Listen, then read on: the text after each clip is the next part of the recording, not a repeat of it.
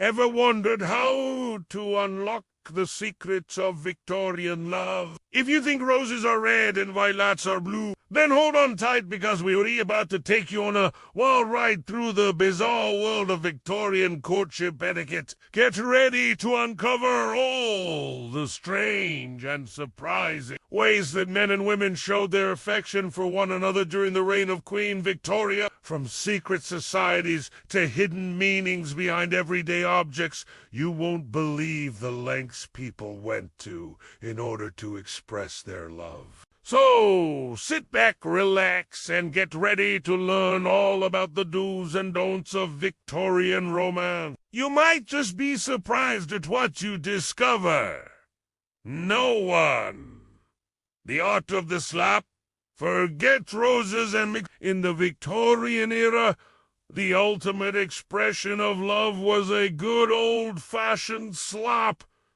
That's right. Men would often slap their female partners as a way of showing affection. Now, before you gasp, in order, let us explain. It wasn't exactly a show of physical aggression. No, this was a carefully choreographed dance of seduction and consent, where the woman would anticipate this slap and even encourage it with flirty gestures. Men would slap their ladies fair game on the shoulder or the back, and it was considered a playful and respectful way to show that he desired her. But if you were a lady in the Victorian era, you couldn't just take any slap. There were strict rules of engagement. If you were slapped by a man you didn't like, you could retaliate with a kick to the shins or a bite on the arm. And if things got really out of hand, you could always call in the cavalry in the form of your female friends, who would intervene and help you escape the unwanted advances of a persistent suitor. Just remember, ladies, if you wanted to be slapped, you had to make sure it was on your terms. No, to the language of flowers. Flower, the ultimate symbol of love, romance, and, well, sometimes death. That's right. In the Victorian era, flowers weren't just a pretty addition to your garden. They were a secret code of love and romance. Forget roses and mixtapes. These days, men and women alike would communicate their feelings for each other through the careful selection of blooms. A bouquet of yellow roses, for example, was the perfect way to tell someone you were thinking of them, while a single white lily could mean nothing more than pure and innocent friendship. But it wasn't just the type of flower that mattered.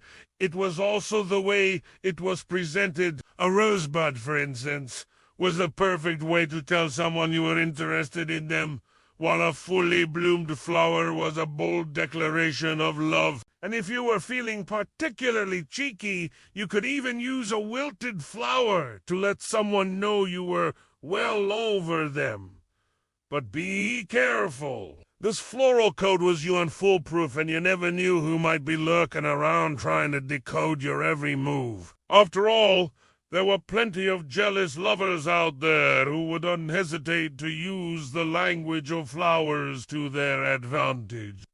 Number 3, the allure of the gaze. In the Victorian era, the eyes didn't just speak. They sang the sweetest song of all, the song of love. That's right. The art of locking eyes was taken to a whole new level during this time period, and it was considered the ultimate test of a suitor's devotion. Men were expected to gaze deeply and meaningfully into the eyes of their beloveds, a practice known as intense ocular communion. But it wasn't just with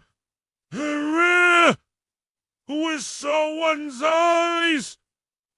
It was about conveying a whole range of emotions without saying a word. A prolonged and steady gaze could communicate everything from admiration and respect to desire and passion. and if you were lucky enough to receive the gaze of a dashing young man, you were expected to reciprocate with an equally meaningful look. But be careful not to overdo it. An overly intense or prolonged gaze could be seen as forward or even aggressive. After all, this was a time when women were expected to be demure and modest. So keep your eyes on the prize and lock them in a meaningful stare that will make your suitor weak in the knees. No. For the art of flirtation. Flirtation. The age-old art of making someone feel loved and desired without actually committing to anything. It is no surprise that this practice was taken to new heights during the Victorian era, when societal expectations placed a premium on decorum and restraint for men.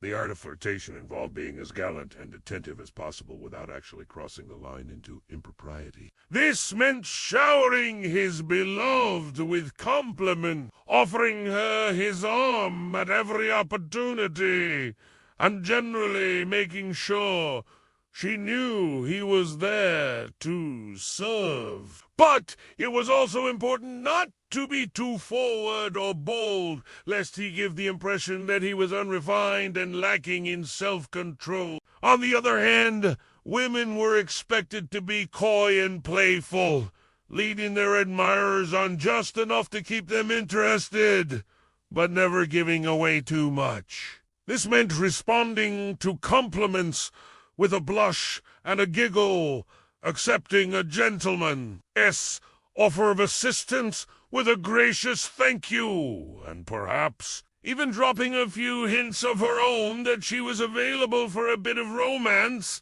The key to successful flirtation, however, was to make sure it was all done in good fun. After all, no one wanted to be caught in an unfortunate entanglement of passion and impropriety.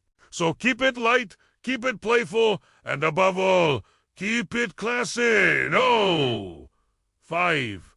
The fan's secret language.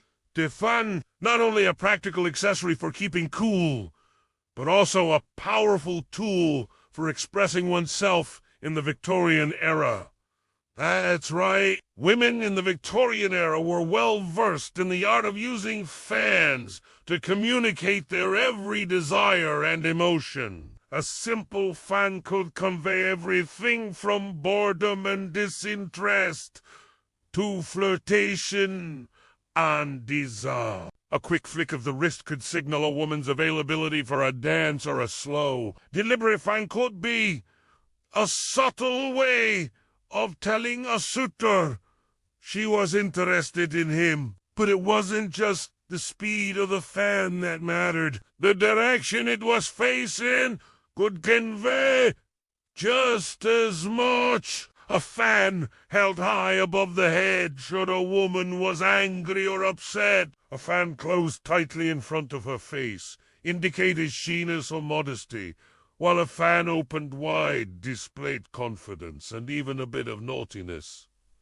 But be careful. Using the wrong fan or the wrong move could lead to all sorts of misunderstandings. A slow, deliberate fan in the direction of a married man, for instance, could be interpreted as nothing more than friendly conversation. So make sure you know your audience before you start flapping.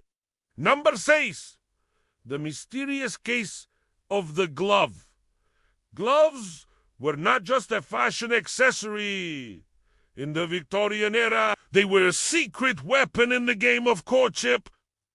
That's right. In the Victorian era, men and women alike used gloves as a sly way of expressing their affection for one another. A well-placed glove on a lady's hand was a subtle yet effective way for a man to declare his interests. And if she was feeling similarly inclined, she could subtly display her own interest by wearing a glove on the same hand as her admirer. But the real intrigue began when the gloves came off.